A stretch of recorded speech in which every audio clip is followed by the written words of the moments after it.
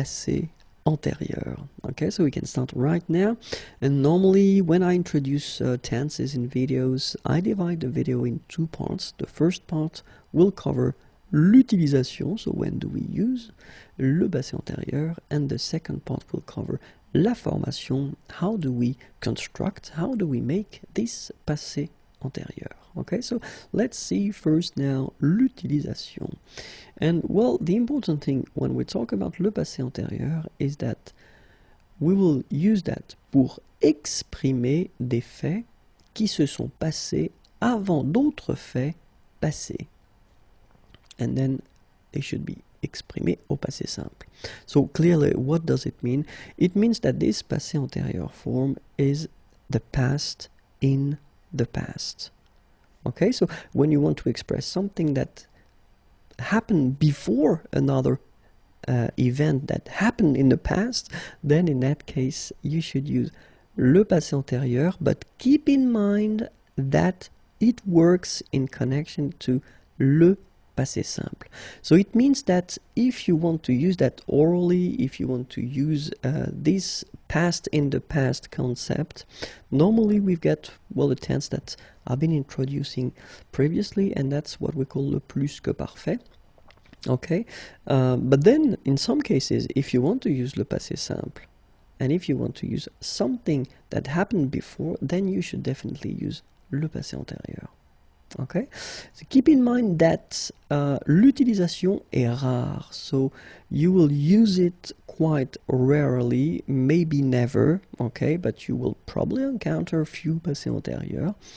L'utilisation est à l'écrit, so it's mostly written, and then l'utilisation est dans le langage soutenu, so we are talking about formal French in that case. We're not really talking about the French that you will use orally with friends or family, okay, because in that case you will use other tenses of the past. So let's imagine that this is now. So this is the present, c'est le présent, okay? And let's say that you want to express something that happened in the past and you want to use le passé simple, okay? So it's possible, of course. If you don't know how to make the passé simple, well, I've been making little videos on that, so you can check it if you want. Okay, so first idea, you want to express something in the past at le passé simple. So keep in mind that the rule is quite strict, because if you want to express something that previously happened, in that case you get to use le passé antérieur. Okay, so first le présent, then first thing in the past you want to use le passé simple. Keep in mind that this is le passé antérieur. That should be used if you want to express something that happened even before. Okay, so this is the past in the past. This is the concept. An example here. So, dès qu'il eut bu son café, il partit au travail. So you can see here that you've got the verb boire, and it's at the passé antérieur form. So first he decides to drink his coffee, then he decides to leave and to go to work. Okay, so in that case you've got this passé simple here. So that's the whole concept. First you've got this passé antérieur, then you've got the passé simple. Everything happens in the past, okay, but then you wanted to use first, in that case, le passé simple, and then you get no choice, but you get to use le passé antérieur for this past in the past concept. So now let's see how do we construct le passé antérieur. And I've been deciding to put few examples, okay, so the first sentence will be always at le passé simple, and the second sentence will be at le passé antérieur. So le passé simple, je mangeais au restaurant. Okay, so the verb is manger, to eat. And then you will get j'eus mangé au restaurant. Second one, tu regardas la télévision. Regarder is to watch. Tu eus regardé la télévision. And then we've got il alla au travail. Il fut allé au travail. And if you take the time to look at these forms, you can spot and you can see that we've got two parts. So it means that it is a compound tense, okay? And then as usual in French, when we're talking about compound tenses, then the second part here is always the same. It's le participe passé, so this past participle. Okay, so manger will become manger, regarder, regarder, aller will become aller. Okay, and the first part here, as usual in French, we will use whether avoir or être. And in this case, when we're talking about le passé antérieur, then avoir should be, or être should be at the passé simple form. Okay, so this is the concept and this is the way we will construct this passé antérieur form. First you get avoir, and it must be conjugated at the passé simple.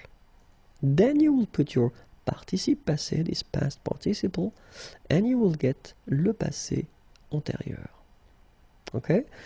In some cases, remember, we will use être. Same thing here, you get to conjugate être at the passé simple form. Then you will put le participe passé, and it will give you le passé antérieur.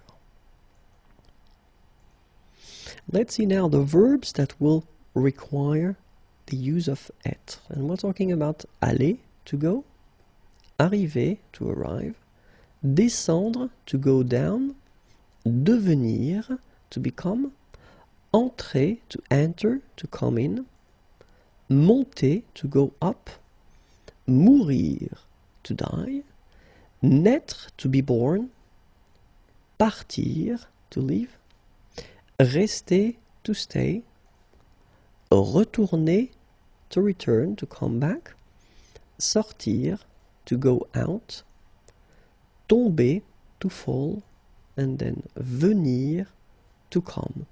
So all these verbs will be conjugated at le passé antérieur, or then more generally at all the compound tenses in French with être. And then we've got the verbs like se regarder, s'appeler, se présenter. Okay, so to watch, to look at oneself, to call oneself, to present oneself. So these verbs are called les verbes pronominaux. And all les verbes pronominaux will as well require être at le passé antérieur, or more generally at all the compound tenses in French.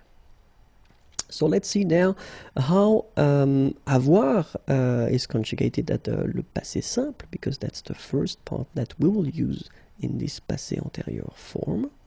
And it's j'eus, tu eus, il, elle, on eut, nous eûmes, vous eûtes, ils eurent, elles eurent. Okay, so j'eus, tu eus, il eut, nous eûmes, vous eûtes, ils eurent. Then être goes like that. Je fus, tu fus, il fut, elle fut, on fut, nous fûmes, vous fûtes, ils furent, elles furent. Okay? Je fus, tu fus, il fut, nous fûmes, vous fûtes, elles furent. Okay? So this is the first part. Remember that you get to use when you construct this passé antérieur. Then the second part is what we call le participe passé. And keep in mind that when we're talking about the verbs from the first group, regular verbs ending with er, then they will be quite easy, because you just need to take away this er form and you put accent aigu instead. Phonetically it's quite easy because it's exactly the same thing. Parler will become parler. Regarder will become regarder. And even this tricky verb aller, to go, remember you don't conjugate that like the verbs from the first group, but even this one, when it comes to this participe passé form, then it's quite easy because it goes like aller. Okay? Parler, parler, regarder, regarder, aller, aller. Alright, so the second group of regular verbs, so ending with er, remember we're not talking about all the verbs ending with er, but they will be quite easy as well, because you just take away this er thing and you just replace it with I. Okay, so choisir will become choisi, finir will become fini, unir will become uni, okay, etc., etc. After that, of course, we've got the tricky ones. So verbs from the third group.